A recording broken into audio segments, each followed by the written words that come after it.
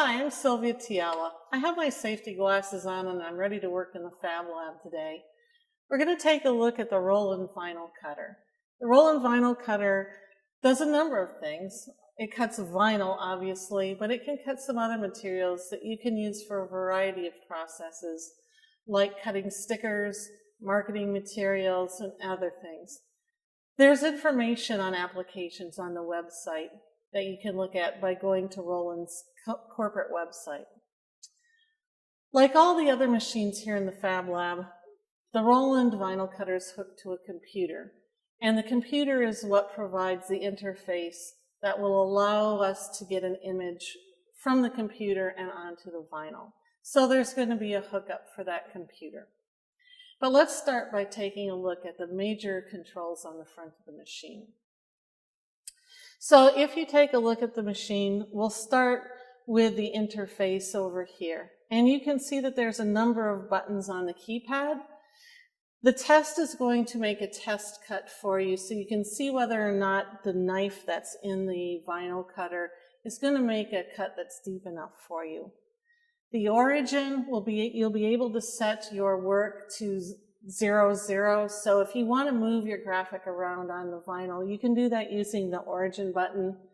The pause button will pause your work, and that's pretty evident. The arrow keys in the center are going to help you both maneuver through menus as well as move the cutter head and the vinyl up, down, left, right along the X and Y axis. The menu button is going to pull up the menus that operate the Roland vinyl cutter. The force button is going to allow you to adjust the force on the vinyl cutter knife. And the enter button is just going to confirm the choices you make. The best part is the power button on the lower right side. This is where you're going to turn the Roland vinyl cutter off and on. The main mechanical controls of the vinyl cutter are in this carriage here, and this carriage holds a knife. The knife is pretty tiny and small, and it sticks out of the carriage right here. You're also going to see that there's a grit roller here. It's got some rough edges. That's going to help pull the vinyl forward and backwards. This white strip along the carriage here is going to help protect the knife. It's so that the knife doesn't cut right into the metal. These guidelines here help you load your material straight. That'll be particularly valuable if you have a small piece of vinyl. Something such as this. This is probably smaller than you'll use, but you can align the vinyl nice and straight using those guidelines. And if you take a look at this slot down here at the bottom, that will help you put a knife, a commercial knife down in that slot and cut your material nice and straight so that if you're using roll material, you can continue to use it without having to pull the material in and out of the machine.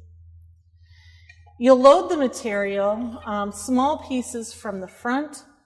You'll make sure that the gripper rollers here attach to the piece you're working on. You can slide the gripper rollers left and right by just physically moving them to a position along the carriage. Note that they should be located in these white spaces. And then finally, you're also able to load larger material through the back. And so if you're going to use sheet stock like this, you can grab it and load it through the back, making sure it comes through the front, and then you can use the lever on the back to secure your sheet.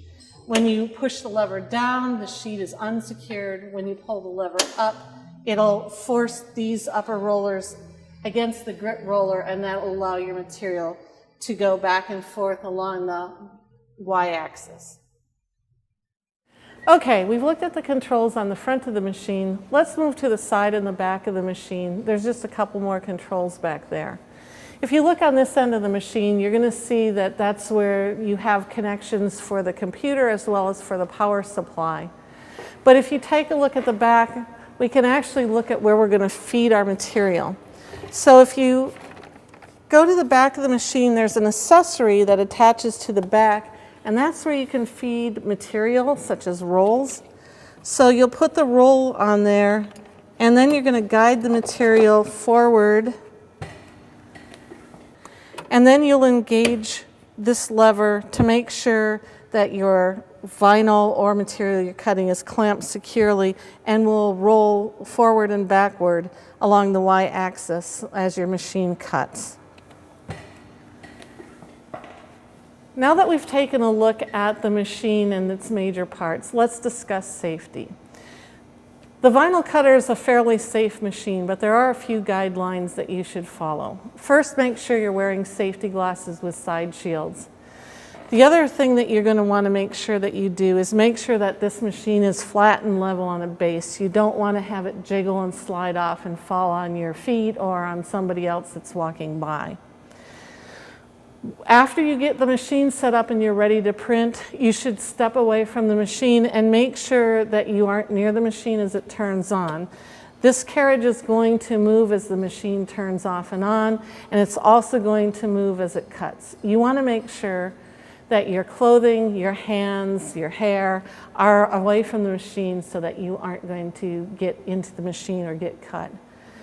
Also, when you're working with the blade, you're replacing the blade, you want to make sure you're very careful. Those blades are small and they're sharp, and you have a potential to get cut. So make sure that you avoid getting cut with that. That's the major safety points you need to consider. Make sure your workplace is clean. Have a good day.